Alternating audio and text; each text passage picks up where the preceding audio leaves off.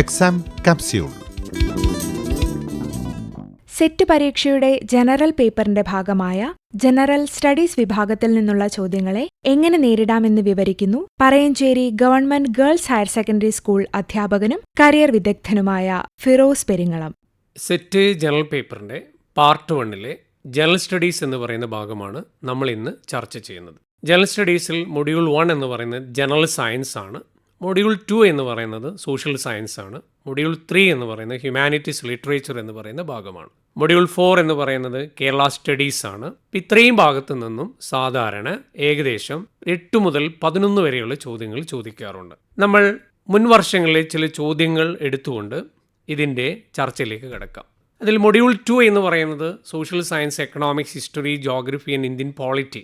അപ്പോൾ നമ്മൾ ഈ ഒരു ഭാഗം പഠിക്കുമ്പോൾ പ്രത്യേകം ശ്രദ്ധിക്കേണ്ടത് ഈ ഭാഗത്തു നിന്ന് വരുന്ന എല്ലാ ചോദ്യങ്ങളും 10ാം ക്ലാസ് ലെവലുള്ളതാണെന്ന് പ്രത്യേകം ഓർത്തു വെക്കുക. ഒരു ചോദ്യം നോക്കാം. Proponent of the continental drift theory. Continental drift theory എന്ന് പറയുന്ന ആശയം മുന്നോട്ട് വെച്ചത് ആര് എന്നൊരു ചോദ്യമുണ്ട്. അതിൽ Herodotus, Amerigo Vespucci, Matthew Flinders, Alfred Wegener എന്ന് പറയുന്നത്. അപ്പോൾ ആൽഫ്രഡ് വാഗ്നർ ആണ് അതിനുത്തരം എന്ന് നമുക്കറിയാം.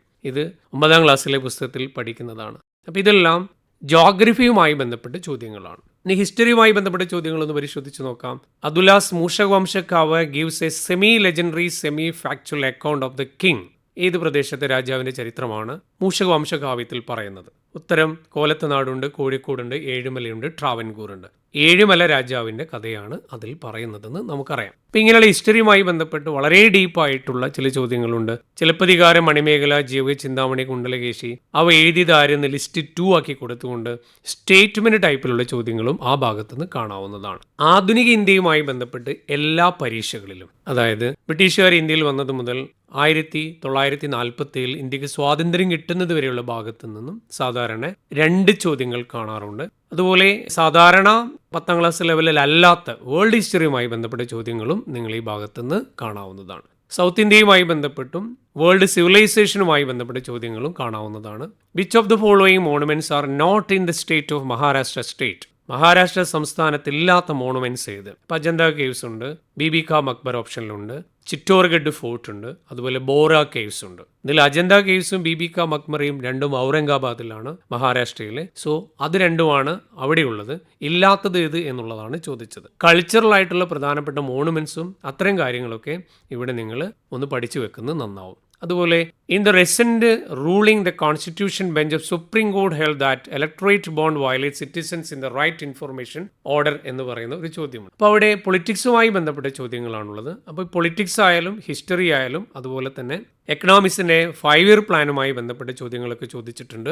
ഇപ്പോൾ 5 ഇയർ പ്ലാൻ നിർത്തി ഇപ്പോൾ നീതി ആയോഗ് വന്നെങ്കിലും നിങ്ങൾ പ്രധാനപ്പെട്ട 1951 മുതലുള്ള 2017 വരെയുള്ള 12ഓളം 5 ഇയർ പ്ലാൻ ഒന്ന് നോക്കി വെക്കുന്നത് നന്നാവും. അതുപോലെ അറ്റ്മോസ്ഫിയറുമായി ബന്ധപ്പെട്ട്, അതായത് ആസ്ട്രോഫിസിക്സുമായി ബന്ധപ്പെട്ട്, ആസ്ട്രോണമിയുമായി ബന്ധപ്പെട്ട് എല്ലാ പരീക്ഷയ്ക്കും ഒരു ചോദ്യം ചോദിച്ചിട്ടുണ്ട്. മറ്റൊരു പ്രധാനപ്പെട്ട ഭാഗം ജനറൽ സ്റ്റഡീസിൽ വരുന്ന ഒരു ഭാഗമാണ് സയൻസ് എന്ന് പറയുന്നത്. സയൻസുമായി ബന്ധപ്പെട്ടും രോഗങ്ങളുമായി ബന്ധപ്പെട്ട ചോദ്യങ്ങളൊക്കെ നമ്മൾ കാണാവുന്നതാണ്.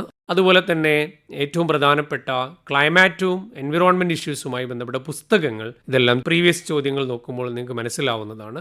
അതുപോലെ ഏറ്റവും പ്രധാനപ്പെട്ട മോഡേൺ ടെക്നോളജിയുമായി IT-യുമായി ബന്ധപ്പെട്ട ചോദ്യങ്ങളൊക്കെ ചോദിക്കാറുണ്ട്. അപ്പോൾ ഈ ഭാഗത്ത് നിങ്ങൾ കാര്യമായിട്ട് ശ്രദ്ധിക്കേണ്ടത് 10ാം ക്ലാസ് ലെവൽ ഉള്ള സോഷ്യൽ സയൻസും ജനറൽ സയൻസുമാണ് കാര്യമായിട്ട് ശ്രദ്ധിക്കേണ്ടത്. ചോദ്യപേപ്പർ നോക്കുമ്പോൾ നമുക്കതാണ് മനസ്സിലാക്കാൻ സാധിക്കുക.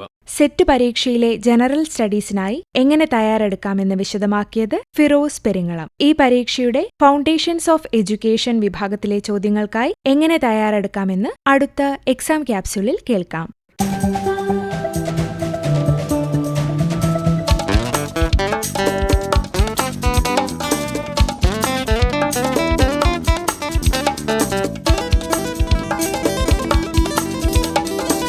Exam capsule.